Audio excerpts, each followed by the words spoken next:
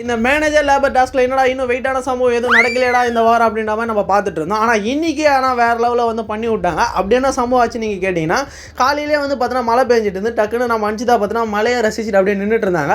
எல்லா டீம்மேட்ஸுமே வந்து பார்த்தீங்கன்னா ஏமா உள்ளே போகலாம், எதுக்குமா மழையில் நின்றுட்டுருக்க அப்படின்ற மாதிரி வந்து கேட்டுட்டு இருந்தாங்க. நம்ம சௌந்தர்யாவே வந்து சொல்லியிருப்பாங்க, எதுக்கு மழையில் நிற்கிற அஞ்சிதா உள்ளே போ அப்படின்னு சொல்லிட்டு. என்னெல்லாம் உள்ளே போக முடியாது, நான் இப்படி தான் நிற்பேன், இங்கே தான் நிற்பேன், எனக்கு உரிமை இருக்குது அப்படி இருக்குதுன்னு சொல்லிட்டு பார்த்தீங்கன்னா நின்றுட்டு இருந்தாங்க. இது சரிப்பட்டு வராதரா அப்படின்னு சொல்லிட்டு நம்ம சௌந்தர்யா களத்தில் இறங்கிட்டாங்க.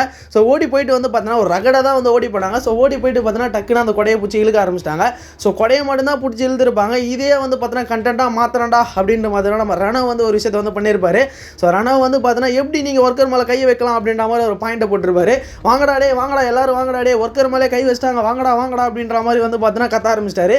ஸோ அதுக்கு முன்னாடி வந்து பார்த்தீங்கன்னா சொல்லணும்னு நினச்சேன், இதுக்கு பின்னாடி இவர் இப்போ ஒரு விஷயத்தை பண்ணுறாரு பார்த்தீங்களா, இப்போ ஒரு கண்டென்ட்டு, இதுக்கு பயங்கரமான ஒரு பேக் ஸ்டோரி வந்து இருக்குது. அதை நான் ஃபைனலாக சொல்கிறேன். ஸோ டக்குன்னு வந்து பார்த்தீங்கன்னா எல்லா லேபரையும் வாங்கடா அப்படின்ற மாதிரி வந்து கூப்பிட்டு எல்லா லேபரும் பார்த்தீங்கன்னா கத்த ஆரம்பிச்சிட்டாங்க.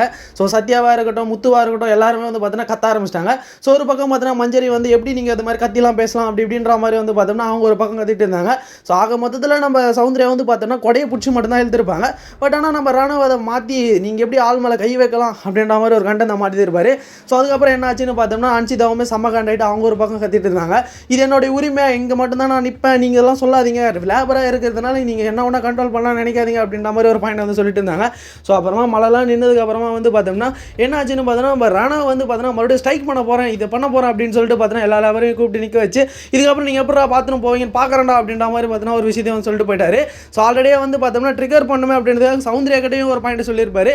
ஆல்ரெடியே 2 வார்னிங் வேறு வாங்கியிருக்கேன், மறுபடியும் எதுக்கு இதை பண்ணுறேன் அப்படின்ற மாதிரி பார்த்தோம்னா என்னடா இவன் இது வித்தியாசமாக இவ்வளோலாம் பேசுனானே, உனக்கு இவ்வளோ பேச தெரியாது அப்படின்ற மாதிரி தான் இந்த அதை பார்க்கும்போது டக்குன்னு ஸ்ட்ரைக் வேறு பண்ணுறான், என்ன கதை ஏது கதைன்னு தெரியலடா, இவன் இது முன்னாடியே ப்ரீ பிளான் பண்ணிட்டானா அப்படின்ற மாதிரி தான் இருந்தது.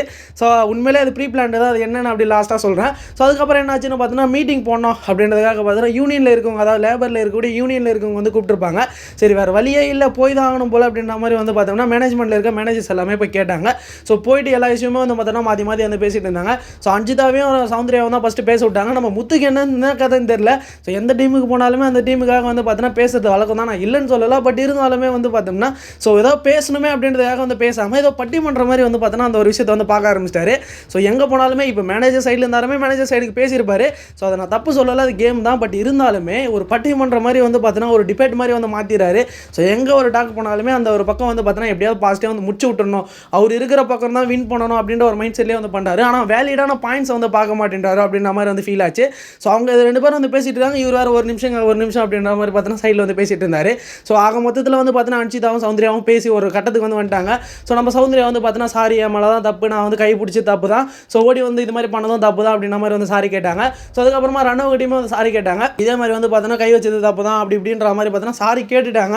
ஸோ இது முடிஞ்சதுக்கப்புறமா வந்து பார்த்தோம்னா நம்ம அருண் ஒரு பக்கம் கத்த ஆரம்பிச்சாரு.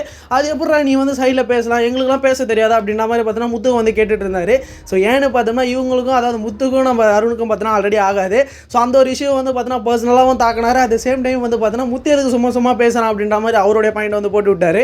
ஸோ இந்த விஷயம்லாம் முடிஞ்சதுக்கப்புறமா லாஸ்ட் அண்ட் ஃபைனலாக ஒரு சம்பவம் வந்து போயிட்டு இருந்தது.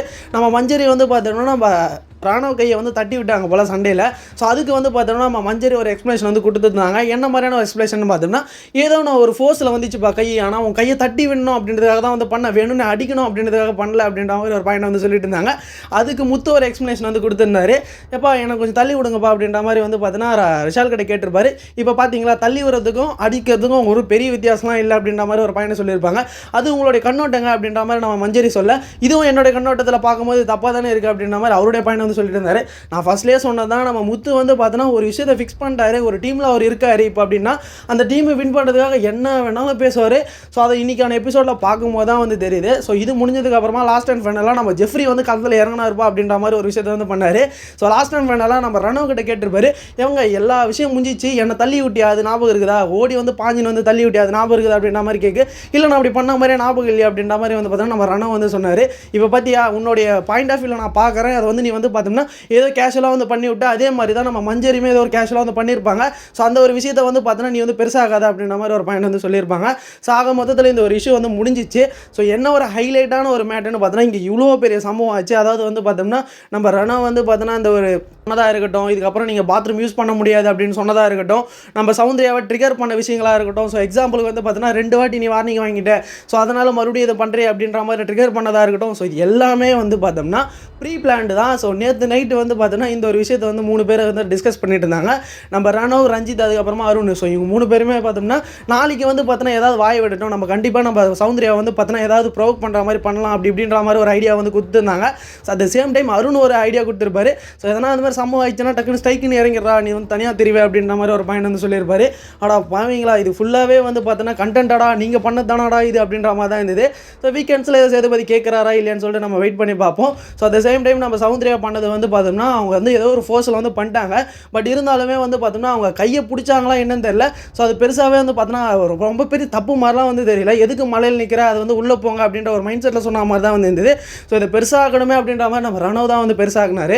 ஸோ நம்ம சௌந்தர்யாவே வந்து பார்த்தோன்னா ஃபீல் பண்ணி அழுதுட்டாங்க ஒரு பக்கம். ஸோ அதை பார்க்கும்போது இவங்க வந்து அவங்க தப்பை உணர்ந்துட்டாங்க அப்படின்ற மாதிரி தான் ஃபீல் ஆச்சு.